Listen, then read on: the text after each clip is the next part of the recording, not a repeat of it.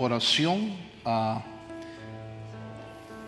Damián Eduardo. Me imagino que está cumpliendo 18 años mañana. No sé si está Damián aquí o está con los niños, pero si está por acá, vamos a orar al Señor. Vamos a pedir al Señor por que Dios bendiga. Sí, ahí viene, ¿verdad?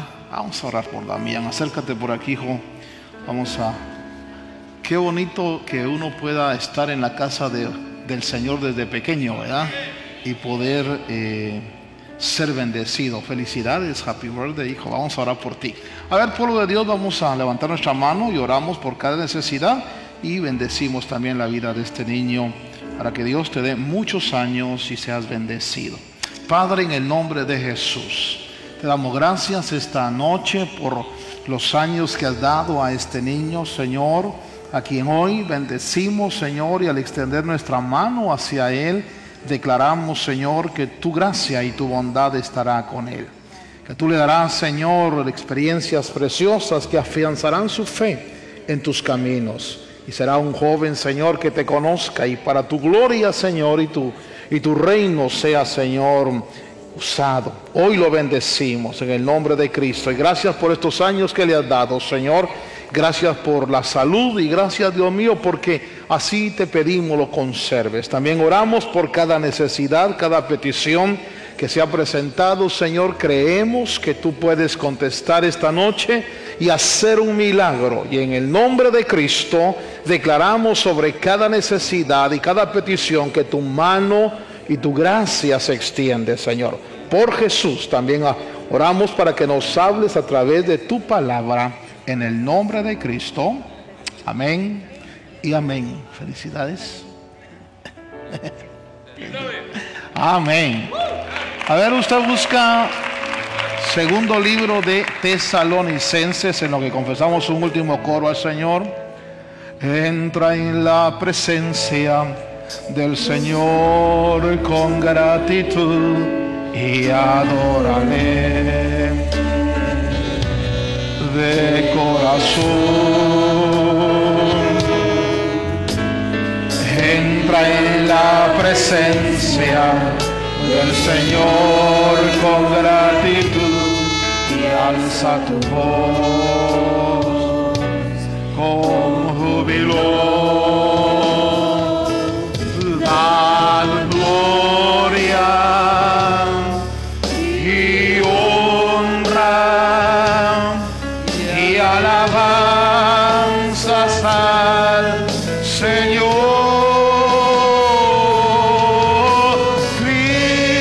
Cristo, nombre sin igual, y dad gloria y honra y alabanzas al Señor. Cristo, nombre sin igual. Mi alma te bendecirá. Dile mi alma te bendecirá. Tu santo nombre bendeciré con todo mi ser. Mi alma te bendecirá. Mi alma te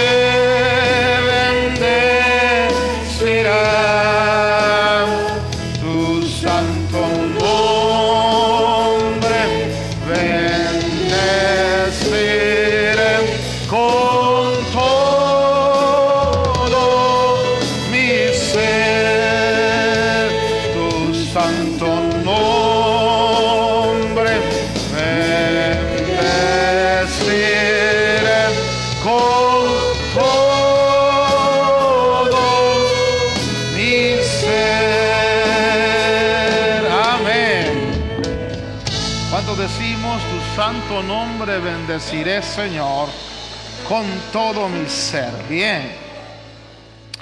Vamos a ir a segunda de Tesalonicenses, capítulo 2. Estoy trabajando un poquito con ustedes sobre este verso, estos versos del apóstol Pablo.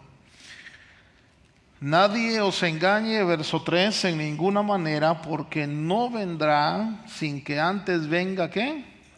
La apostasía. Y segundo, se manifieste el hombre de pecado, el hijo de perdición. Ahora me interesa, hoy quiero hablar sobre el verso 4 que dice que se opone y se levanta contra todo lo que se llama Dios o es objeto de culto, tanto que se sienta, ¿en dónde? A ver, ¿dónde dice la Biblia que se sienta? En el templo de Dios. El templo de Dios. Tanto dice que se sienta en el templo de Dios como Dios, haciéndose pasar por Dios. Bien, siéntense, amados, que están de pie.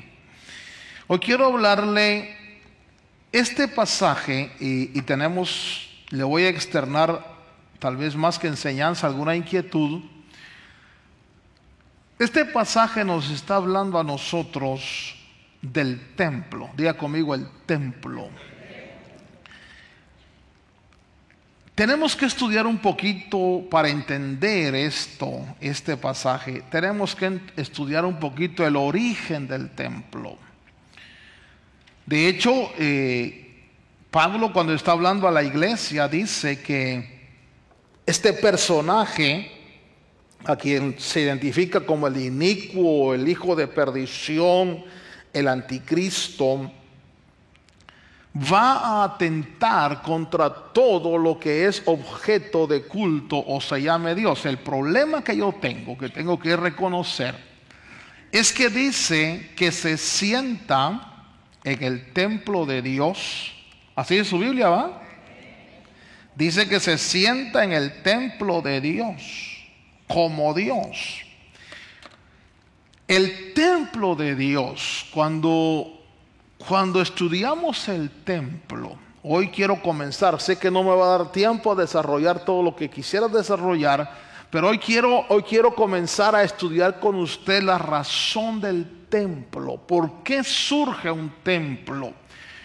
Y luego vamos a tratar de entender a qué templo se refiere aquí en la escritura, que va a ser objeto de profanación de parte de ese personaje. Pero cuando nosotros hablamos del templo, a mí me llamó la atención, a ver, pregúntele a la que está a su lado, ¿cuál es el propósito del templo?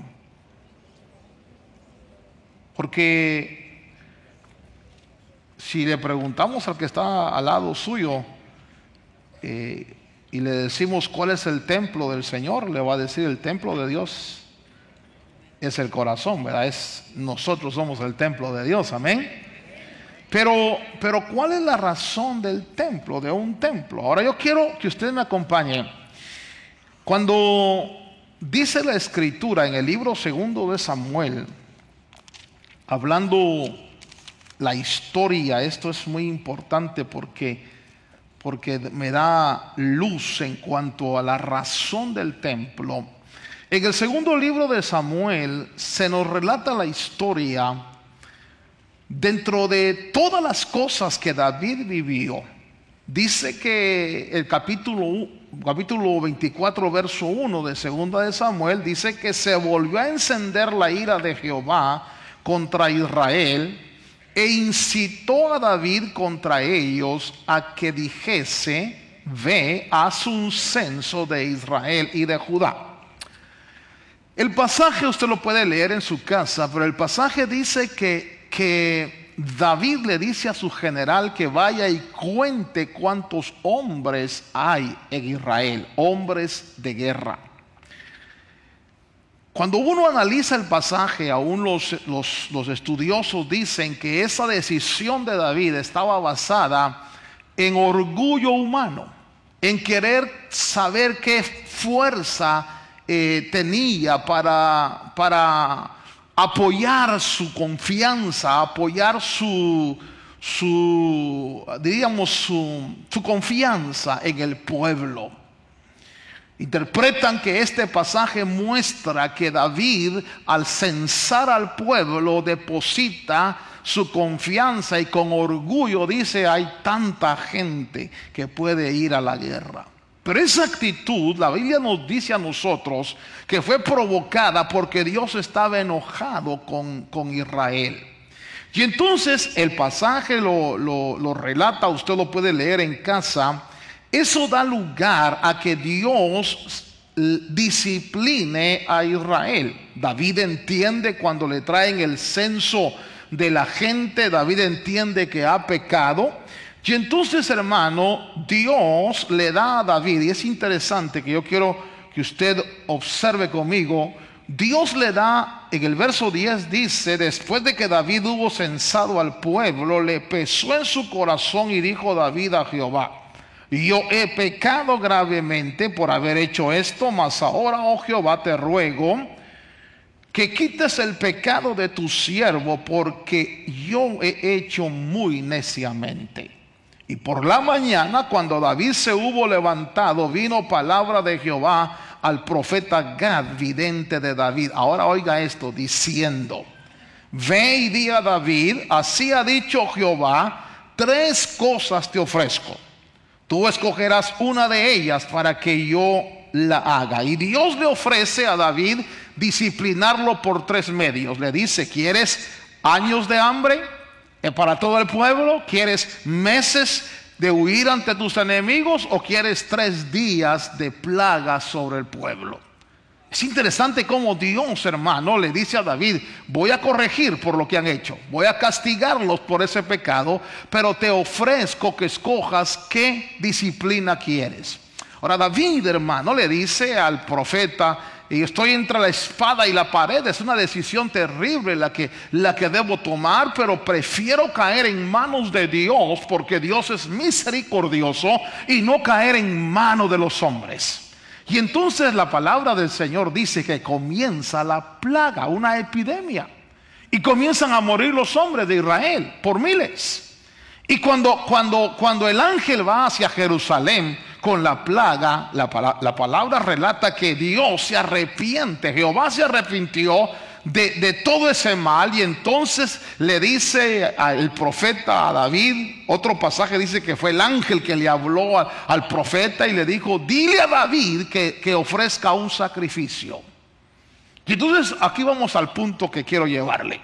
David, hermano, se da cuenta que el ángel está está rumbo a Jerusalén, y entonces dice, vaya conmigo al verso 19 o verso 18: Gad vino a David aquel día y le dijo: sube y levanta un altar a Jehová en la era de Arauna Jebuseo. Subió David conforme al dicho de Gad, según había mandado Jehová. Y Arauna miró y vio al rey y a sus siervos que venían hacia él. Saliendo entonces Arauna, se inclinó delante del rey rostro en tierra. Y Arauna dijo: ¿por qué viene mi señor el rey a su siervo? Y David respondió: para comprar de ti la era, a fin de edificar un altar a Jehová, para que cese la mortandad del pueblo. Diga: pedir misericordia. Ahora, eso es muy importante. A David le ordenan hacer un altar y un sacrificio. Y Arauna le dijo a David: toma y ofrezca mi señor el rey lo que bien le pareciere. He aquí bueyes para el holocausto y los trillos y los yugos de los bueyes para leña. Todo esto, oh rey, Arauna lo da al rey. Luego dijo Arauna al rey: Jehová tu Dios te sea propicio. Pero oiga esto. Y el rey dijo a Arauna, porque le estaba dando todo para el sacrificio. Quiero que recuerde que están bajo un trato de Dios, que están bajo una corrección, una disciplina de Dios. La peste ya ha matado 70,000 hombres, según dice el pasaje. Y entonces David, hermano, recibe revelación cómo frenar ese trato de Dios. Y él sabe que ofreciendo un sacrificio, y entonces va hacia este lugar, el lugar que le mostró el profeta. Y entonces Araúna le da a David todo lo necesario para el sacrificio, como diciendo: mira, ofrécelo, aquí está. La cosa es que Dios sea propicio. Pero entonces dice el verso 24: y el rey dijo a Araúna: no, sino que por precio te la compraré. Oiga, quiero que note esto: porque no ofreceré a Jehová mi Dios holocaustos que no me cuesten, nada. Diga conmigo: sacrificio. Cuando David le dice: mira, yo sé que me estás ofreciendo todo, pero no, te lo voy a comprar, porque yo vengo a pedir una gracia, misericordia de Dios, pero no le ofreceré a Dios ningún holocausto que no me cueste. Y entonces la Biblia dice que le compró por precio, compró la era y los bueyes por 50 siclos de plata, verso 25, y edificó allí un altar a Jehová, sacrificó holocaustos y ofrendas de paz, y Jehová oyó las súplicas de la tierra y cesó la plaga en Israel. Quiero que vaya conmigo a Primera de Crónicas, capítulo 22. Ahí se relata el mismo pasaje, la misma historia, excepto que da algunos puntos muy interesantes. En Primera de Crónicas capítulo 21 se relata todo lo que ya leímos nosotros en Segunda de Samuel. Ahí David compra un lugar donde edifica un altar para que cese la mortandad. David dice que no es para ofrecer un holocausto que no le cueste, sino que él le va a dar a Dios algo que le cueste. En ese lugar Dios oyó, y ese lugar David lo consagró. Y entonces dice en el capítulo 22 de Crónicas, verso 1: y David dijo. ¿Qué dijo David? Crónicas 22:1: aquí estará la casa, esta es la casa del Señor, y este es el altar del holocausto para Israel. La versión 60 dice: aquí estará la casa de Jehová Dios, y aquí el altar del holocausto para Israel. Y ese es el lugar del surgimiento del templo. Ahora ponga cuidado en esto. Entonces el templo surge bajo varios principios. En primer lugar, es un lugar que Dios escoge, que Dios determinó para mostrar su misericordia. Pero es un lugar donde Dios espera un sacrificio. Cuando digo sacrificio, es algo que nos cuesta. David está diciendo: no le ofreceré a Dios nada que no me cueste. Eso es lindo porque esta noche, hermano, yo sé que el templo somos nosotros. Más adelante voy a explicar eso. Pero el venir a este lugar, el estar aquí reunidos donde 2 o 3 se congregan en el nombre del Señor, posiblemente te costó. Posiblemente estabas cansado. Posiblemente la cama te hacía ojitos: ven y descansa. Posiblemente no tenías ni muchos deseos, pero algo dentro de ti, bueno, eso espero, algo dentro de ti dijo: no, debo de ir y ofrecer algo que me cueste al Señor. El templo, hermano, fíjese que el templo tenía como objetivo un lugar donde Dios oye. Yo sé que Dios oye en todos lados, pero muchas veces nosotros no tenemos la facilidad de orar como la tenemos aquí. En la casa tal vez no te dejan orar porque pasan los niños, pasa el gato, ladra el perro, hermano, la suegra te grita y no tienes cómo orar. Pero cuando vienes a este lugar, es un lugar donde puedes invocar el nombre del Señor con libertad.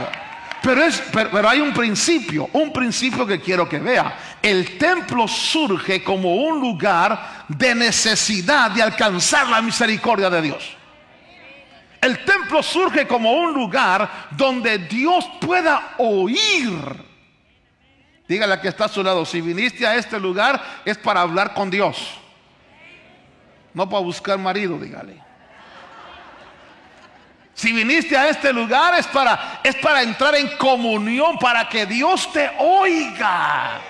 Hermano, no hay otra razón del surgimiento del templo sino un lugar donde Dios escuche, donde Dios tenga misericordia, donde el Señor, hermano, reciba el sacrificio. Ahora, cuando nosotros hablamos de sacrificio, tenemos que entender algo, hermano amado. El templo está asociado con los sacrificios. El templo está asociado con los sacrificios. Usted no puede quitar el templo y quitar los sacrificios, sino que ahí en el templo se hacían sacrificios. El sacrificio, nosotros vamos a entender más adelante, que espero en Dios poder llegar hasta el final de todo esto del templo, que Pedro dice que nosotros somos constituidos un templo para ofrecer sacrificios espirituales. Quiere decir que hay una ley en el templo. Dios escucha, diga conmigo: Dios escucha. Pero cuando se le ofrece algo que te cuesta, cuando se le ofrece, David dijo: no le ofreceré al Señor nada que no me cueste. Por eso, hermano amado, fíjese, déjeme decirle, el Señor mismo ve. Quizás estás afónico, pero le cantas al Señor. Quizás estás cansado, pero le sirves al Señor. Quizás no tienes mucha plata, pero le ofrendas al Señor, y Dios está viendo el sacrificio. Porque qué fácil es, ¿verdad, hermano? La mujer: dame para ofrendar. Y el marido: bueno, pero no es tu sacrificio. No te duele. No sientes que te duela. Y David dijo, cuando habló del templo, dijo: yo no ofreceré nada que no me cueste. En el capítulo 21 de Crónicas, que se relata el mismo pasaje, dice, hermano, que el Señor ve cuando David ofrece. Vaya conmigo, verso 26 del capítulo 21. Y edificó allí David un altar a Jehová en el que ofreció holocaustos y ofrendas de paz, e invocó a Jehová, quien le respondió. ¿Cómo le respondió Dios? A ver, póngale cuidado a esto. ¿Cómo le respondió Dios? ¿Cómo sé que Dios se ha agradado de mi ofrenda? ¿Cómo sé que Dios se ha agradado de mi sacrificio?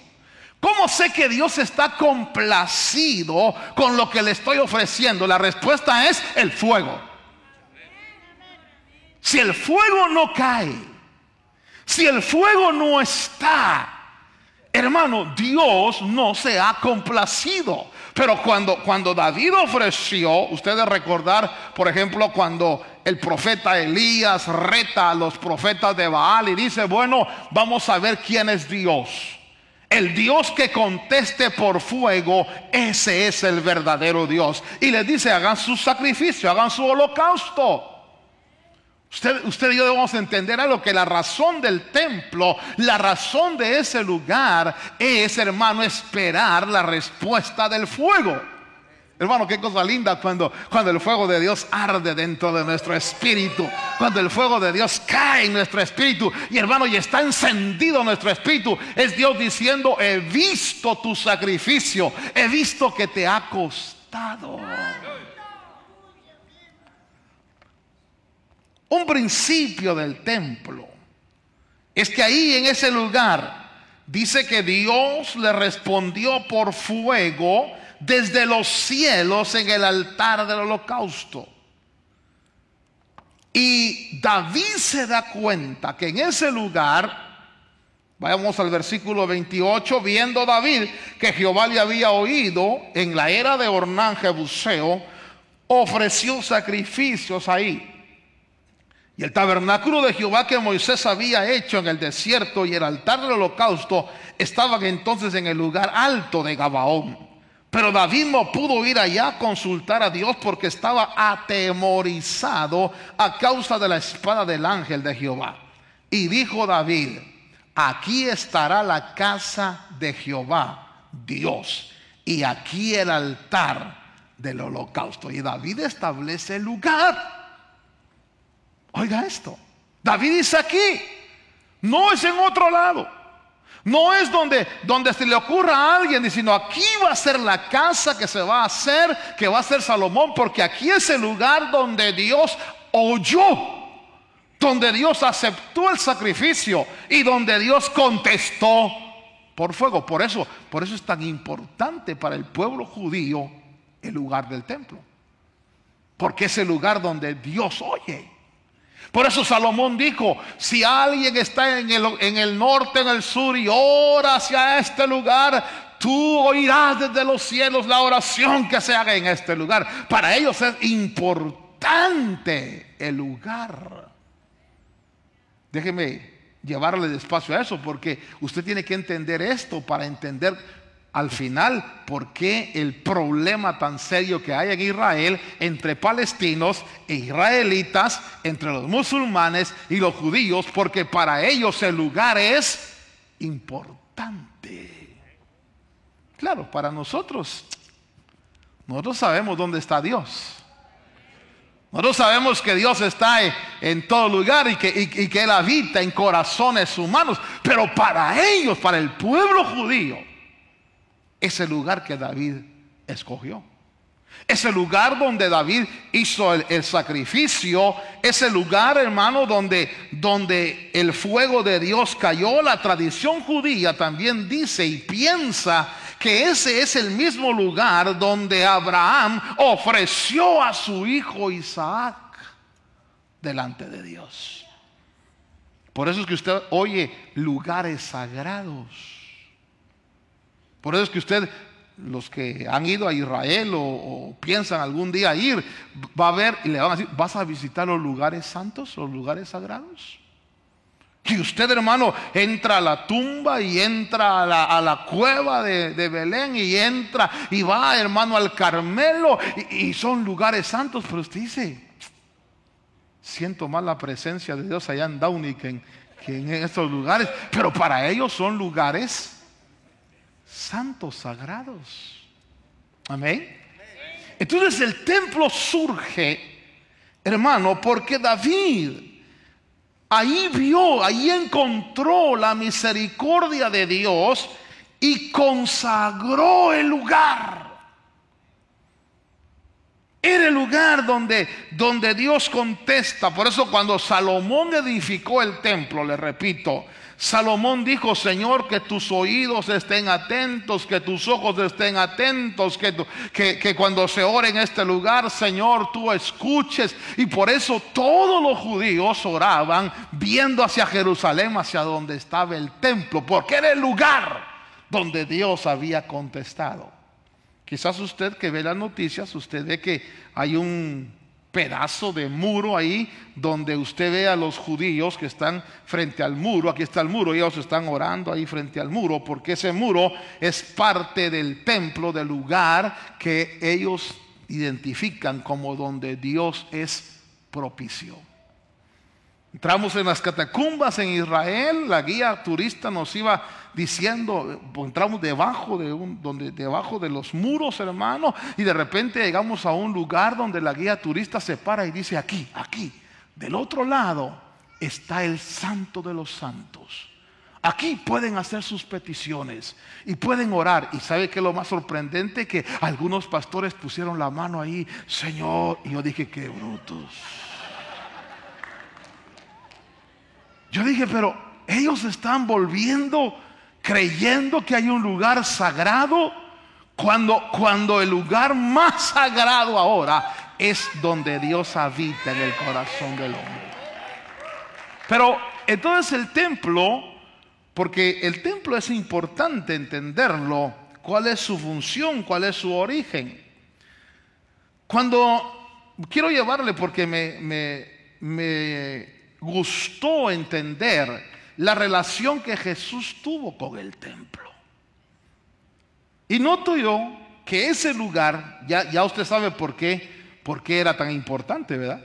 Ya le expliqué que ahí se consagró, David consagró ese lugar. Digo, aquí va a ser el templo, Salomón lo edificó ahí, hermano. Y ahí era donde se ofrecían los holocaustos y el templo, el lugar de la bendición. Pero la historia nos dice que ese templo fue destruido 2 veces. Pero quiero ir con usted era para el pueblo judío que destruyeran el templo, era lo más terrible.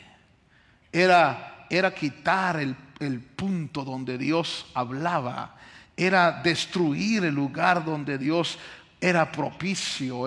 Por eso el templo para el pueblo judío hasta el día de hoy es tan importante, porque es el lugar donde Dios es propicio. Cuando Jesús nació, ¿usted sabe que Jesús nació bajo la ley? Y dice la Biblia en el libro de Lucas capítulo 2, y esto me gustó, hermano. Lucas, vaya conmigo a Lucas capítulo 2. Nos relata a nosotros la historia del Señor. Yo quiero de alguna manera hacerle ver a usted cómo la vida del Señor estuvo ligada al templo. ¿Ya tiene Lucas capítulo 2? Dice ahí en el capítulo 2, verso 21 en adelante: cumplidos los 8 días para circuncidar al niño, le pusieron por nombre Jesús, el cual le había sido puesto por el ángel antes de que fuese concebido. Y cuando se cumplieron los días de la purificación de ellos, conforme a la ley de Moisés, acuérdese que la ley decía que cuando una mujer daba luz tenía que esperar 40 días para ir al templo. No podía ir antes porque estaba impura. A los 40, eso, pero, oiga, estoy hablando de la ley. Hasta el día de hoy hay iglesias cristianas que todavía acostumbran eso porque no han entendido el cambio. Pero la ley decía 40 días de purificación y luego tenían que llegar al templo y entonces presentar al niño o al fruto que Dios les había dado. Y entonces dice, cuando se cumplieron los días de la purificación de ellos conforme a la ley de Moisés, trajeron a Jesús a Jerusalén. ¿Para qué? Para presentarlo al Señor. Entonces, hermano, fíjese que yo encuentro algo aquí. Era el lugar, el templo, era el lugar donde los padres consagraban a los hijos. Bienaventurados los padres que hemos traído a los hijos a consagrárselos a Dios. Bienaventurados. Pero esa consagración, escuche bien, fíjese que esa consagración no se hacía sin que no costara nada. Había que ir junto con una ofrenda. Nosotros, hermano, déjeme marcarle esto. Muchas veces no recibimos respuestas de Dios porque nosotros no hemos aprendido a darle a Dios la ofrenda y el sacrificio que Él espera. Nos presentamos delante de Dios con las manos vacías. Nos presentamos delante de Dios sin ofrecerle nada. Y fíjese que cuando llevaban al niño Jesús, dice la palabra de Dios que lo llevaron al templo los padres. En este punto de la relación de Cristo con el templo, dije, el cumplimiento de su consagración era la responsabilidad de los padres llevar al niño y ofrecer una ofrenda y ofrecer un sacrificio. Claro, si no se tenía para un sacrificio mayor, hermanos, se podían presentar 2 palominos. Dice aquí que trajeron a Jerusalén para presentarle al Señor, como está escrito en la ley del Señor, todo varón que abre la matriz será llamado santo al Señor, y para ofrecer conforme a lo que se dice en la ley del Señor, un par de tórtolas o 2 palominos. ¿Aló? O sea que no llegaban solo, Señor, aquí está mi hijo, te lo ofrezco. No, Señor, aquí está tu ofrenda por la vida de mi hijo. O sea, lo que le quiero marcar es que el templo tiene un principio: sacrificio y ofrendas. Hermano, Dios, más adelante yo le voy a probar por la palabra, Dios no ha cambiado en eso. Dios todavía espera de nosotros ofrendas y sacrificios.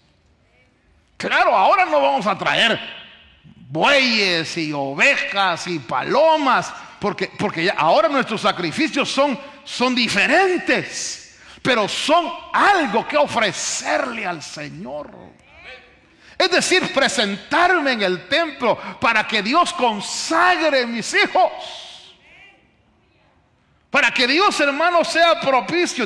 Entonces Jesús fue consagrado con una ofrenda. Y cuando el Señor fue consagrado, dice la palabra del Señor, que ahí estaban en Jerusalén un hombre llamado Simeón. Y usted sabe, este hombre, como vio en el niño todo lo que el Señor iba a hacer en su ministerio. Pero lo primero que quiero marcar es la responsabilidad de los padres con enseñarle a nuestros hijos que en el templo es para consagrarlos al Señor.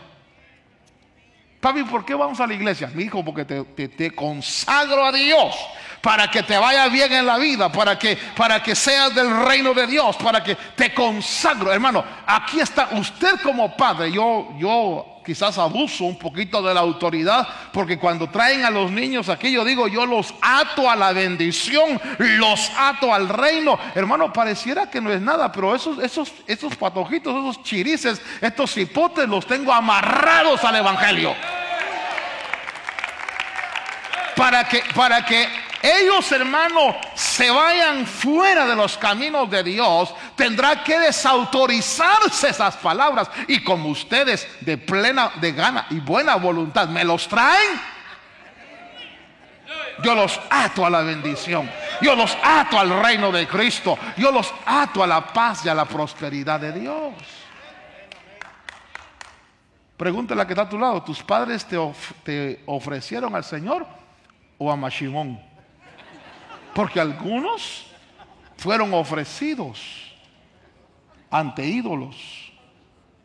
Algunos fueron ofrecidos ante la idolatría. Entonces veo la primera, hermano, es entender. Y agarraron al niño Jesús. ¿Qué edad tenía el niño Jesús? Tenía 40 días. Un niño. Quizás, hermano, déjeme decirle algo. He estado pensando que tal vez es importante que hagamos un culto donde traigamos a todos nuestros niños aquí. A todos. Que no se queden allá, hermano, en la clase. Usted me dirá, hermano, pero ¿cómo? Pero por lo menos un culto voy a hacer donde se vengan todos para que estemos todos en el fluir de la presencia del Señor. No importa que sea, porque a veces como lloran, ¿verdad? Pero hermano amado, qué importante es decirle: Señor, como dijo Josué, yo y mi casa, Señor, te serviremos. Tal vez le vamos a llamar, hermano Edwin, un culto familiar. Y tal vez lo voy a hacer un sábado y le voy a proyectar una película familiar. Y ustedes van a traer a sus hijos. ¿Sí los van a traer? Puede que ya no tenga chavalitos de meses. Puede que ya estén grandotes, pero se los trae. Para eso eres padre, dígale. Para eso eres padre. Para tener autoridad y decirle: vamos al templo.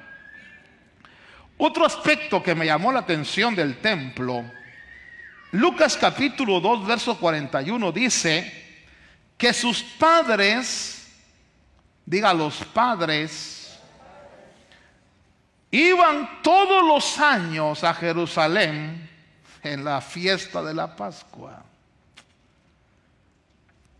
¿Quién le inculca las costumbres a los hijos?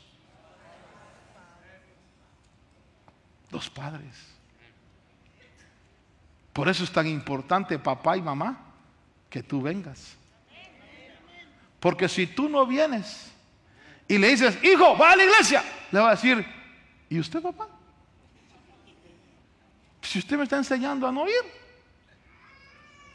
Hijo, ore, ¿y usted, papá, ora? Hijo, lea la Biblia, ¿y usted lee la Biblia, papá? Hijo, mire, diezme, papá, ¿y usted diezma? Yo veo las buenas costumbres. José y María todos los años llevaban al niño al templo, lo llevaban a la fiesta de la Pascua. Ay, hermano, qué fantástico. Yo cuando veo las familias, a veces hubiera querido que mis hijos nunca hubieran crecido, que se hubieran quedado chiquitos, porque qué bonito cuando están pequeños uno los jala y los trae, hermano.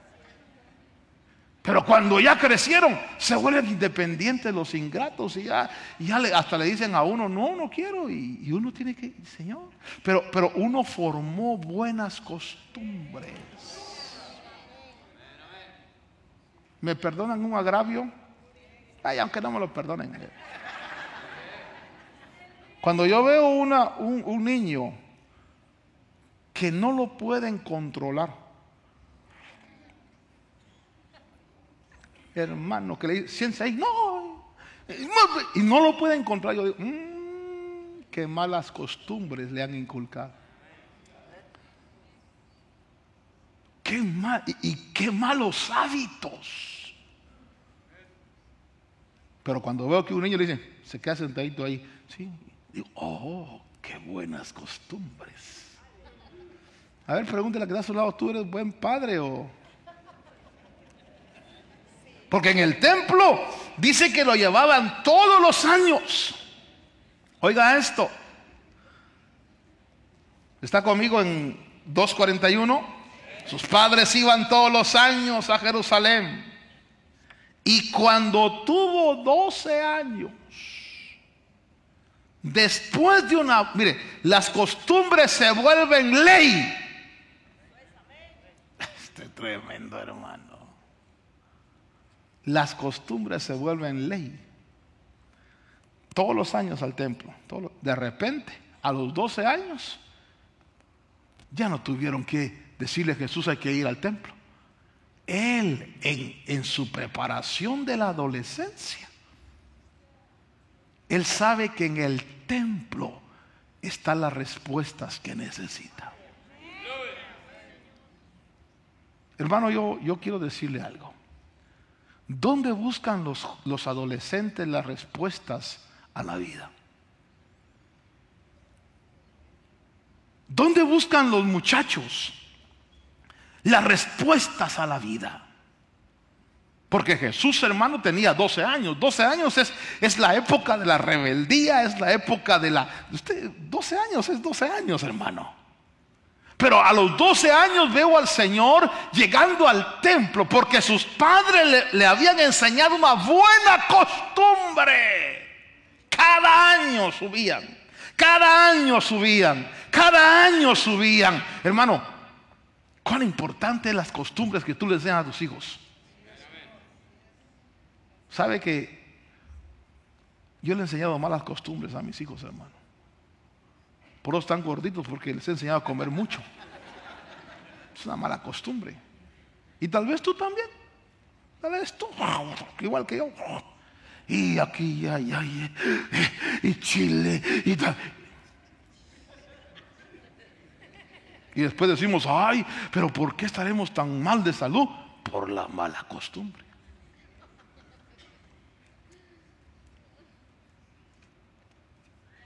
Pero los padres enseñamos buenas costumbres. Y a Jesús le enseñaron buenas costumbres. Y a los 12 años, en la preparación de su adolescencia, yo veo al Señor en el templo. Entonces el Señor fue consagrado en el templo, fue inculcado en las buenas costumbres yendo al templo. Su preparación en la adolescencia, porque ahí está preguntando, fue en el templo. El libro de Mateo capítulo 4 Versos 5 a 7 nos habla a nosotros de la tentación que el diablo provocó en Jesús. Y qué interesante es que no dice que se lo llevó a Las Vegas. ¿Verdad que no dice así? Dice que lo llevó al pináculo del templo. Y le dijo: mira, aquí donde todos esperan lo sobrenatural, aquí donde Dios se mueve, lánzate para abajo, porque a sus ángeles mandará. Y cuando ellos vean que tú vas para abajo y los ángeles, entonces te van a reconocer. Y el Señor dice: no tentarás al Señor tu Dios. Entonces en el templo lo tentó con vanagloria. En el templo dijo: no provoca. Mano, cuando yo veía esto, dije: esto me suena como cuando la gente dice: no, es que no se han dado cuenta qué joya soy yo. Es que los dones que yo tengo, los ministerios que tengo, hermano. Y en el templo muchas veces Satanás tienta para que provoquemos a Dios. Jesús fue tentado en el templo, en el pináculo del templo. Pero ahí en ese templo, fíjese usted, dice la palabra del Señor en Marcos capítulo 14. ¿Cuántos estamos todavía aquí? Marcos 14, hablando, el Señor dice en el versículo 49: cada día estaba con vosotros enseñando. ¿En dónde? Jesús usó el templo para enseñar. Pero en Mateo capítulo 12, mire, hermano, se lanzó una declaración que, hermano amado, en el templo, vaya conmigo a Mateo 12, dice: en aquel tiempo, tengo que leer estos versos porque esto es fantástico. En aquel tiempo iba Jesús por los sembrados en un día de reposo, y sus discípulos tuvieron hambre y comenzaron a arrancar espigas y a comer. Viéndolo los fariseos le dijeron: he aquí tus discípulos hacen lo que no es lícito hacer en el día de reposo. Pero él les dijo: ¿no habéis leído lo que hizo David cuando él y los que estaban con él tuvieron hambre? Cómo entró en la casa de Dios y comió los panes de la proposición, que no les era lícito comer ni a él ni a los que con él estaban, sino solamente a los sacerdotes. ¿O no sabéis o no habéis leído en la ley cómo en el día de reposo los sacerdotes en el templo profanan el día de reposo y son sin culpa? Pues os digo, ¿qué dice el verso 6? Miren la declaración que Jesús hace. Para el judío, entienda esto, hermano, para el judío lo más importante es el templo. ¿Por qué? Porque el templo es el lugar donde Dios contestó. El templo es el lugar donde Dios oyó. El templo es el lugar donde David estableció la comunión con Dios, donde Salomón estableció la comunión con Dios. Pero ahora Jesús dice: pero yo os digo que algo mayor que eso. Hermano amado, para un judío escuchar esto, para un judío escuchar: ¿cómo? Que tú eres mayor que eso. Si eso es donde Abraham ofreció a Isaac, eso es donde David ofreció, eso es donde Dios contesta, y tú vienes a decir que eres mayor que eso. No sé si capta usted, por eso lo querían matar, por eso lo odiaban, y Jesús dijo ahí, me fascinó cuando veo en el verso 6 que Jesús dice: pues os digo que uno mayor que el templo está aquí. Hermano, el Señor está declarando su divinidad, porque ¿quién es mayor que el templo? Si el templo es la casa de Dios, y lo único que es mayor que el templo es Dios. Y Jesús le está diciendo: uno mayor que el templo. Ay, hermano amado. Y les declara una verdad. Por eso ahí, hermano, en el templo el Señor hizo declaraciones espirituales, porque es en el templo donde usted aprende cosas espirituales de quiénes somos. Hermano, en su casa no va a aprender nada. Su casa lo que va a aprender es lo que CNN dice, los problemas financieros, quién va a hacer fraude en noviembre. Eso es lo que aprende uno allá. Pero cuando usted viene a este lugar, usted aprende cosas espirituales de quién es usted en esencia. Por eso este lugar es hermoso, ¿verdad que es hermoso? Pero más hermoso es cada uno de ustedes. Porque aunque usted se considere feíto, chaparro, gordito, ahí dentro de usted hay algo tan maravilloso que Pablo decía: amados míos, caros míos. Digo, Señor, tengo que alimentar a tu pueblo, Señor, tengo que alimentar a los tuyos, Señor. Porque aunque algunos se duermen, yo sé que su espíritu se alimenta. Tal vez, hermano, esto para nosotros no tenga un significado fuerte, pero para un judío, si lo más sagrado es su templo. Hermano, entrar un gentil en el templo era motivo de matar por eso querían linchar a Pablo, porque el lugar sagrado, lo más santo. Estando en Jerusalén, fui a un templo que no era judío, sino era musulmán. Y me recuerdo que una de las mujeres que iba con nosotros, no sé si era mi esposa, iba con pantalones. Y hermano, poniendo un pie ahí, ¡juá!, la cubrieron. No vas a profanar este lugar. A mí me pusieron unas cosas, hermano. Me entraron ahí, digo, que por aquí subió Mahoma, que este la vio. Yo sé, con primera vez que yo iba no sabía que había caído en manos de musulmanes, hermano. Pero para ellos es lo sagrado. Lo sagrado. Para nosotros a veces entrar al templo masticando chicle, pegándolo debajo de... Hermano, porque no tenemos conciencia de lo sagrado. Pero aquí, donde estamos dos o tres, aquí está la presencia de Dios. Y cuando usted ofrece, por eso, hermano, cuando usted ofrece su culto a Dios, puede que el Señor le diga: híncate. Y usted diga: Señor, pero es una relación, es su sacrificio con Dios.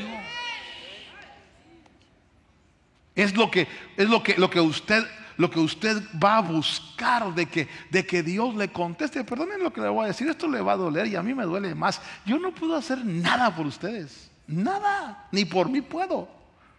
Pero el Señor sí puede. Hay gente que dice: hermano, ore por mí. Por mí nadie ora. Pero vamos a buscar, vamos a ofrendarle a Dios un sacrificio que le agrade. Vamos a hacer algo bien hecho. Por eso yo insisto, los músicos, los que cantan, miren, hagan bien las cosas, si no, mejor no las hagan. Es que vamos a hacer las cosas bien hechas, que nos cueste.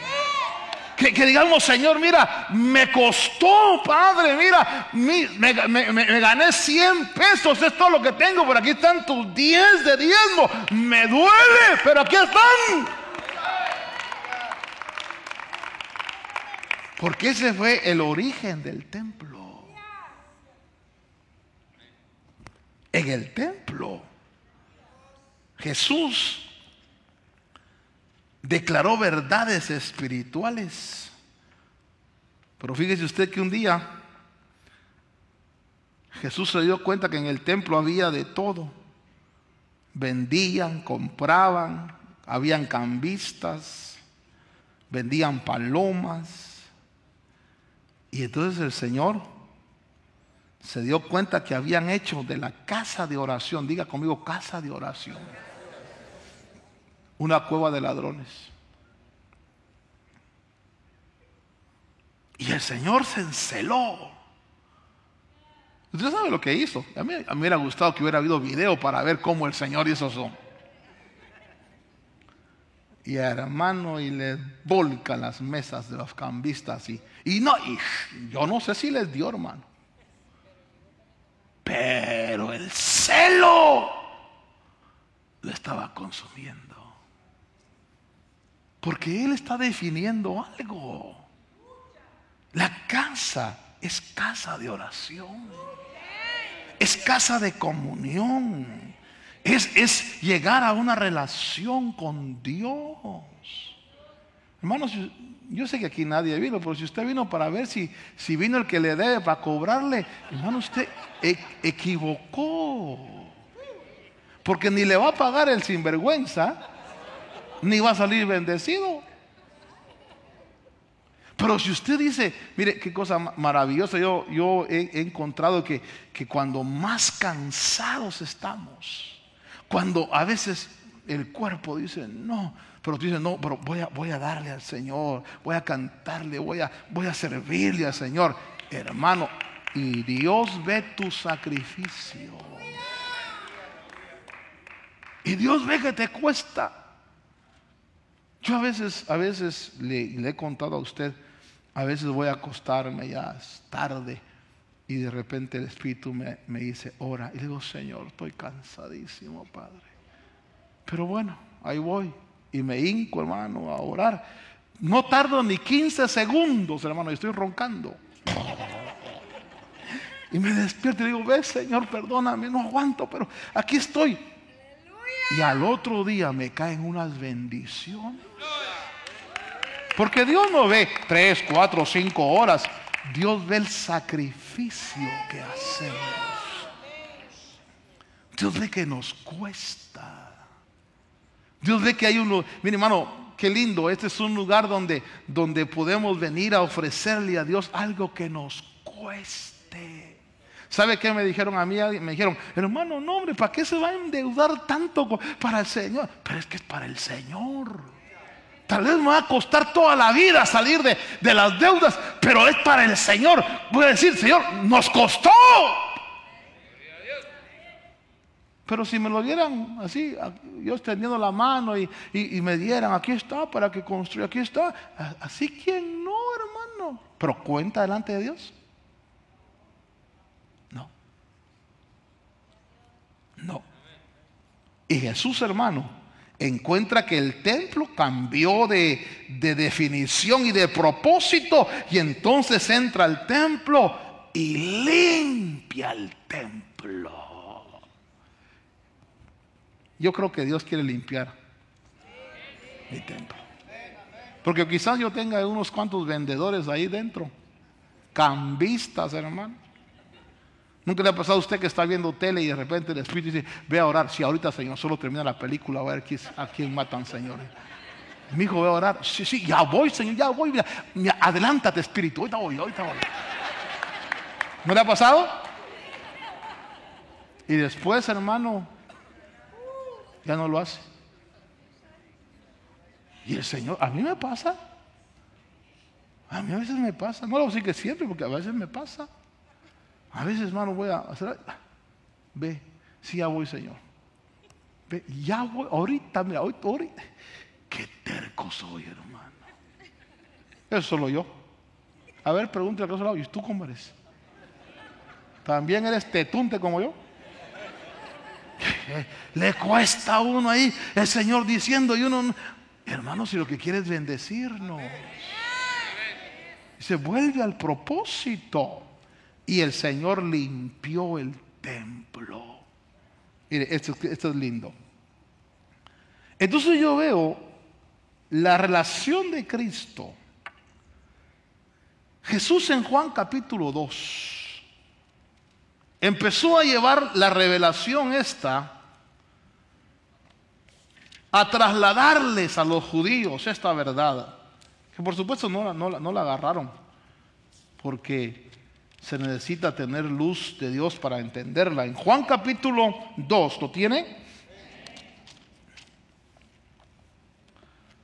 Los judíos, verso 18, respondieron y le dijeron: ¿qué señal nos muestras ya que haces esto? Respondiendo él les dijo: destruid este templo y en 3 días lo levantaré. Mire cómo a veces uno puede estar en FM y el otro en AM. ¿Sí? A veces Dios puede estar hablando en este nivel y yo entendiendo en este nivel. Jesús dijo: destruid este templo. Y le dijeron los judíos: en 46 años fue edificado este templo, y tú en 3 días lo levantarás. Mas él hablaba ya no del edificio. Les estaba trasladando, hermano, les estaba diciendo, miren, déjenme enfocar esto. Les estaba diciendo: pongan cuidado, viene un cambio. Ya no va a ser un templo físico, no va a ser un lugar. Por eso cuando Jesús habló con la samaritana, le dijo: mujer, créeme, la hora viene y ahora es. Cuando ni en Jerusalén ni en Samaria, sino que ahora es en espíritu y en verdad, porque Dios busca adoradores en espíritu y en verdad. Les estaba anticipando un cambio en el templo. Les estaba diciendo: van a dejar de hacer estos sacrificios, ahora vamos a ir a otros mejores sacrificios. Ya Dios ya no quiere fuego de palomitas ni de ovejitas. Ahora Dios quiere algo más excelente. Por ejemplo, le voy a decir lo que Dios quiere: un sacrificio maravilloso, la ayuda mutua. Cuando tú ayudas, tal vez te cae mal, hermano, pero te sacrificas. Tal vez no te gusta, pero te sacrificas. Hermano, ¿me puede dar un right, hermano? Es que usted vive cerca de mi casa, hermano. Bueno, pues, hermano, subas. Y puede que te duela, pero tú ayudas. Y hay sacrificios espirituales, ya ustedes lo saben, se los he enseñado: diezmos y ofrendas, confesión de labios, ayuda mutua. Son sacrificios que Dios dice: eso es lo que yo espero de ti.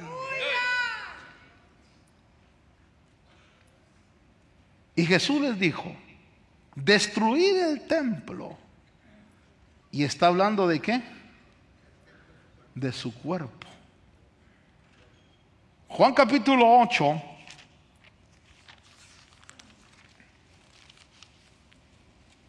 en el versículo 58. Ahí está hablando también el Señor.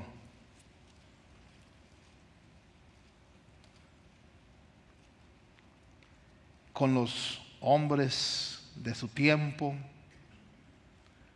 Y Jesús les dice en el verso 58. Mire qué declaración, hermano. Jesús les dijo: de cierto os digo, antes que Abraham fuese, yo soy. Y dijeron todos: aleluya, qué revelación,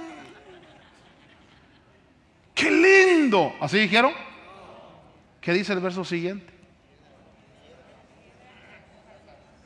Porque le voy a decir algo: el que no está en la elevación espiritual, hermano, no le va a atinar. No le va a atinar. Por eso a Jesús lo instigaban, lo molestaban, hasta que un día dijo: muy bien, díganme, ¿de quién es hijo el Cristo? El Mesías. De David, dijeron. Ah, bueno, entonces ¿por qué le llama a David padre si es su hijo? Y se quedaron así como: mudos. Y ya no le contestaron. Como, mire, como diciendo para que dejen de estar fregando. Para que vean que no le atinan. Para que vean que es un nivel diferente. Jesús dijo ahí, hermano, en ese pasaje: antes que Abraham fuese, yo soy. Entonces tomaron piedras para apedrearlo, arrojárselas. Pero Jesús se escondió y salió del templo. ¿Dónde está declarando Jesús esas verdades? Hermano, ¿sabe? Yo espero en Dios llegar un día donde la gente, unos se gocen y otros se enojen. Porque esto es lo normal. El que entiende se goza. Y el que no entiende se enoja. Y unos salen gozosos y otros salen enojados. A ver, pregúntale a Gato, ¿tú cómo vas a salir hoy? ¿Contento o pavalas? Mucha salsa a los tacos, es que yo no sé por qué no son tan claros. Hermano, aquí dice la Biblia: tomaron entonces piedras para arrojárselas, pero Jesús se escondió y salió del templo. La eternidad salió del templo. La vida salió del templo. Por eso, hermano, mire qué ceguera tan tremenda. Cuando Jesús murió en la cruz, el velo del templo se rasgó de arriba para abajo. ¿Sabe qué hicieron los sacerdotes? Lo cosieron. Qué raro, lo cosieron. Pero ¿qué estaba diciendo? Allá no hay, es un lugar vacío. Por eso cuando la guía nos dijo: aquí pueden orar porque ahí está el Santísimo de los Santos. Hermano, mire, yo por respeto a los pastores, pero vi pastores, hermano, es que lo que no me cabe en la mente, vi pastores orando: Padre, tú estás aquí, Señor.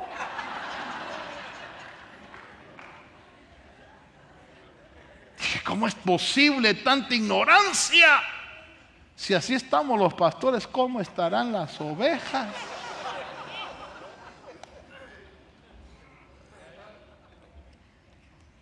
Déjame terminar con esto. Entonces Jesús empezó a hablar del templo que era su espíritu, que era su cuerpo. Cuando sus discípulos le mostraron los edificios del templo, Jesús dijo: ¿veis todo esto? Os digo que no quedará piedra sobre piedra que no sea derribada. Jesús declaró la remoción de lo temporal. Dígale que está a su lado: lo temporal se acaba, solo lo eterno permanece. Por eso no te angusties tanto si hay arrugas, patas de canguro, si hay canas. No, esto es temporal, esto se va a acabar. Pero lo eterno, lo que está creciendo dentro, eso es lo verdadero. Pero esto se va a acabar. Ahí estamos afanados con las dietas, el gimnasio, hermano, y todo. Está bien, pero no le pongas tanta importancia al estuche que se va a quedar. Preocupémonos más de lo que va a emerger de dentro. Por eso Pablo le dijo a Timoteo, porque Timoteo estaba en el gimnasio, hermano. Hermano, y le dijo: oye, el ejercicio corporal para poco es provechoso. Ejercítate en la piedad. Hermano, tremendos músculos, gatos, hermano. Y espiritualmente todo palillo. Prefiero mejor espiritualmente. Y aunque por fuera, hermano, ese era el secreto de Sansón. Sansón no crea que era así como musculoso. Sansón ha de haber sido así, delgadito, flaquito, hermano, medio totoreco. Pero se preguntaban: ¿de dónde tiene la fuerza? Si este es flaco, ¿de dónde tiene la fuerza? Por eso no te preocupes tanto de tu apariencia exterior. Está bien, tampoco te descuides. No vaya a venir con chanclas y con tubos. No te descuides. Pero no le des tanta importancia como a lo interior. Señor, ¿cómo están? Por eso les decía otro día, a mí me habló mucho la iglesia de Éfeso. Porque Éfeso le dio tanta fuerza a las obras, a probar los ministros, al celo, y estaban caídos en el amor. Déjenme terminar con esto. Y entonces Jesús habló de la remoción del templo y profetizó la destrucción del templo. Voy a dejar esto aquí porque voy a regresar al principio. Segunda de Tesalonicenses, capítulo 2. Cuando Pablo habla de la venida del Señor, cuando Pablo habla de que no vendrá sin que antes venga la apostasía y se manifieste el hombre de pecado, Pablo dice en el versículo 4 que ese hombre de pecado se va a oponer y se va a levantar contra todo lo que se llama Dios o es objeto de culto, tanto que se sienta en el templo de Dios como Dios, haciéndose pasar por Dios. Oiga, está hablando Pablo. Pablo nos enseñó a nosotros que el Altísimo no habita en templos hechos de mano. Hechos 7:48. Pablo nos enseñó que el creyente es morada de Dios. ¿No sabéis que sois templo de Dios y que el Espíritu de Dios mora en vosotros? 1 Corintios 3:16. Pablo nos enseñó que Dios habita en el cuerpo del creyente. Por eso dice en 1 Corintios 6:19 y 2 Corintios 6:16: ¿o ignoráis que vuestro cuerpo es templo del Espíritu Santo? Y en Efesios 2:20 al 22 Pablo dijo que el conjunto de creyentes, es decir, la iglesia, forman el cuerpo de Cristo. El templo ahora es el cuerpo de Cristo. Aquí voy a la pregunta con que los voy a dejar inquietos. ¿Sobre qué templo se va a sentar el anticristo? ¿El templo de la iglesia? ¿O hay un templo que tiene que ser edificado para que se siente ahí? ¿Sí me doy a entender? Porque ahí dice que ese ser que viene, dice, se opone a todo lo que se llama Dios y es objeto de culto, de manera que se sienta en el templo de Dios. Hermano, algunos dicen, no, esa era la época de cuando el papado surge y el papado se endueña de la... Pero ahí dice la Biblia que ese inicuo lo va a matar el Señor con el resplandor de su venida. Entonces está hablando de un personaje que va a ser eliminado en la venida del Señor. Pero ese personaje se va a sentar en el templo de Dios. ¿Está escrito o no está escrito? ¿Cuál templo? Si el templo de Dios ahora ya no es un edificio en Jerusalén. El templo de Dios no es esto.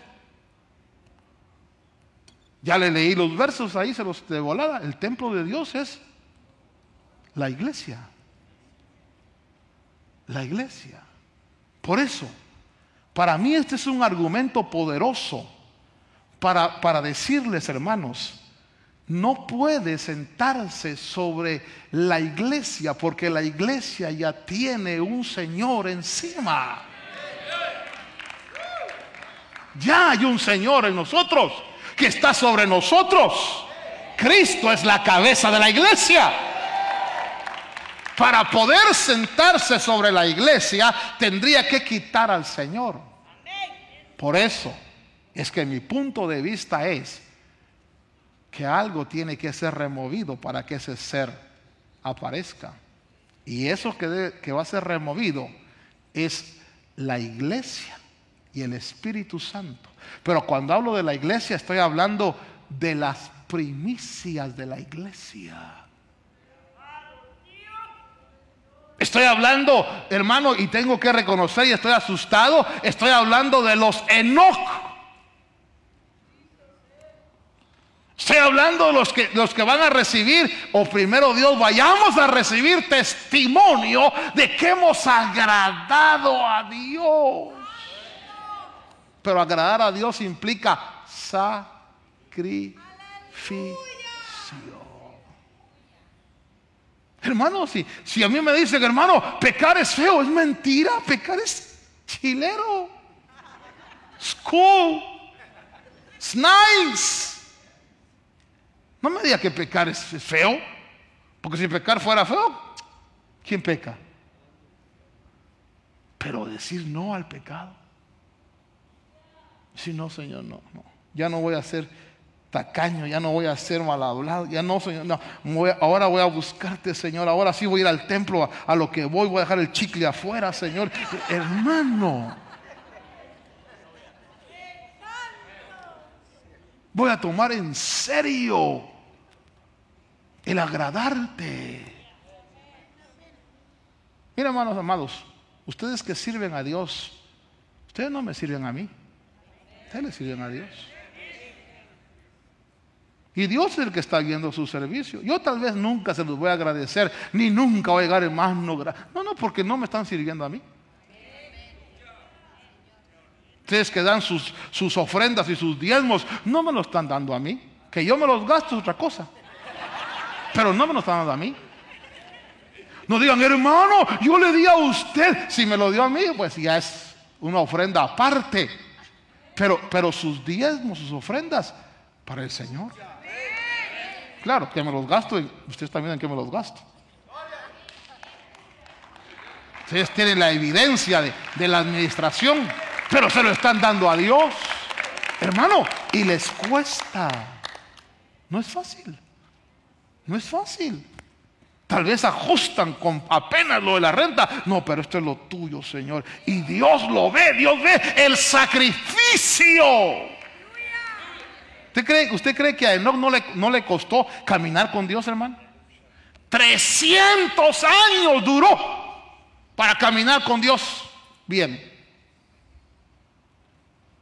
¿Qué le dijo el Señor a Abraham a los 99 años? Anda delante de mí y sé perfecto. Porque de los 99 para abajo eran medio bandido. Dígale que está a su lado, tienes esperanza, hermano. Todavía no ha llegado a los 99. Pero la pregunta es, ¿cuándo vamos a ser como Enoc? Entonces, hermano, Dios no va a dejar que un inicuo se siente sobre lo que ya tiene dueño. Para mí es una evidencia de que el arrebatamiento, el levantamiento de la iglesia es antes del entronamiento de ese personaje. Pero estoy hablando de cuál iglesia. Vamos a terminar con el verso 13.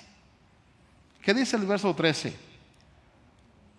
Pero nosotros debemos dar siempre gracias a Dios respecto a vosotros, hermanos, por el Señor, de que Dios os haya escogido como primicias desde el principio para salvación. Hermano, y analice, en la Biblia, regresa por favor, regresa el verso. En la Biblia de las Américas dice que damos gracias a Dios porque vosotros, hermanos, amados en el Señor, Dios os ha escogido desde el principio. Pero eso desde el principio, usted vaya a estudiarlo y va a ver que dice como primicias. ¿Qué es una primicia? Lo primero. Entonces nosotros hemos sido escogidos, los que hemos creído, los que estamos diciendo Señor, porque a Dios no se le agrada solo, hermano, con lo que hacemos, sino con la fe. La fe agrada a Dios y lo que hacemos con fe, y nos esforzamos por fe, y Dios dice, tú eres primicia. Por eso yo le motivo y le animo a que fortalezca y se edifique en fe. Y se diga, sí, Señor, sí, yo no hago las cosas por ti, yo no canto por la gente, yo canto por ti. Yo no sirvo para que me vean, sino por ti, Señor. Quiero tener el testimonio de que tú estás agradado conmigo. Hermano, puede que usted no esté agradado conmigo, pero a mí me vale. Yo estoy tratando de que Dios, dígale que está a su lado, yo estoy tratando de que Dios se agrade de mí. De que Dios diga, porque hermano amado, esto dice, Dios, voy a cerrar aquí, dice, pero nosotros debemos dar siempre gracias a Dios, dice, porque Dios os ha escogido desde el principio. Déjeme, le leo estos versos que son tan importantes. Dios dice, mire, la versión Torres Amat dice, mas nosotros debemos siempre dar gracias a Dios por vosotros, oh hermanos amados de Dios, por haberos Dios escogido por primicias de salvación en toda la Macedonia, mediante la santificación del Espíritu y la verdadera fe que os ha dado. Dios elige como primicias. Se nos santifica por el Espíritu y nos da la fe. Pero todos, lea usted después en casa, pero todos los que no creyeron, yo espero en Dios que no haya ninguno aquí que no haya creído, pero todos los que no creyeron al mensaje de la verdad, Dios les enviará una artimaña, un artificio, una mentalidad, un poder engañoso para que crean a la mentira. Y sobre ellos, ahí sí, se va a sentar el inicuo. Por cuanto no recibieron el amor para creer a la verdad. Pero los que hemos creído en la verdad, dice la Biblia, Dios nos ha escogido como primicias, nos eligió como primicias de salud, para que fuéramos los primeros. Le voy a leer esta versión y nos vamos. Pero nosotros siempre debemos dar gracias a Dios por ustedes. Dios los ama y los eligió desde un principio para que se salvaran del castigo. ¿Cómo me gustó la versión, hermano? Los eligió por medio del Espíritu que los separó para Él, y porque ustedes aceptaron la buena noticia. Diga, yo soy primicias, primicias, primicias, y por eso el Espíritu Santo me está santificando y fe en la verdad. Pero entonces yo dejo la inquietud, voy a ahondar un poquito más el próximo día. ¿Cuál templo entonces es el que se va a sentar el inicuo?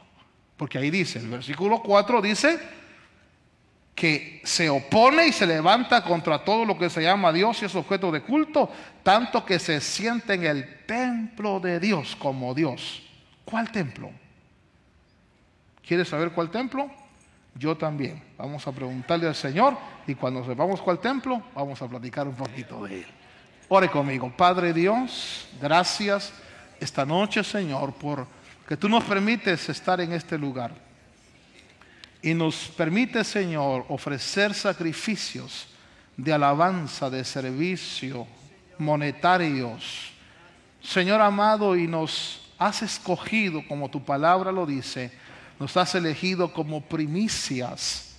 Y nos has dado ese privilegio de que el Espíritu Santo nos esté santificando, Señor, y la fe esté siendo edificada en nosotros. Esta noche te bendecimos, Señor, por ese amor tan grande. Te bendecimos por esa verdad maravillosa. Te damos gracias, Señor. Déjeme hacer una pregunta en lo que usted ora al Señor. Yo no sé si todos aquí ya hemos entregado nuestra vida al Señor, pero posiblemente haya alguien que esta noche Dios le está llamando y usted hoy tome la decisión de creer a esta noticia, a esta verdad. Usted siente que Dios le toca su corazón y usted quiere entregarle su vida al Señor por primera vez. Si usted está en esta condición y siente que Dios le está llamando, a mí me gustaría orar por usted. ¿Qué le pido? Que se ponga de pie, venga al frente y le diga: Señor, yo abro mi corazón esta noche y yo creo esta verdad. Y creo, Señor, que soy parte de las primicias que tú, Señor, vas a rescatar. Sé, Señor, que mi corazón no es tuyo, pero hoy te lo entrego. Hoy lo doy. ¿Habrá alguna persona que sienta que Dios le llama hoy? Yo sé que es una noche de enseñanza a la iglesia, pero quizás alguien, o quizás por la internet, por la televisión, sientes que Dios te está llamando. Este es el momento de decirle: Señor, sí, abro mi corazón.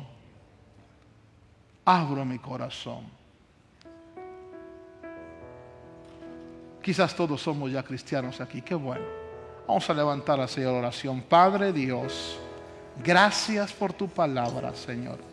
Gracias por enfrentarnos a estas verdades maravillosas de tu palabra. Hoy, Señor, bendecimos a tu pueblo, declaramos sobre cada hogar y cada vida, Señor, paz. Declaramos sobre cada familia salud, Señor. Y pedimos, Señor, danos esa gracia, danos esa unción, Señor, para avanzar, para, Señor amado, hacer tu voluntad. Perdona nuestros errores, pecados e iniquidades y danos una fuerza, Señor, para poder, Dios, llevar hacia adelante tu obra. En el nombre de Cristo, gracias te damos, Señor, en el nombre de Jesús. A ver, póngase de pie, dígale al que está a su lado: Dios te bendiga, ve con la paz y el gozo del Señor. Nos vemos el viernes si Dios permite. Amén.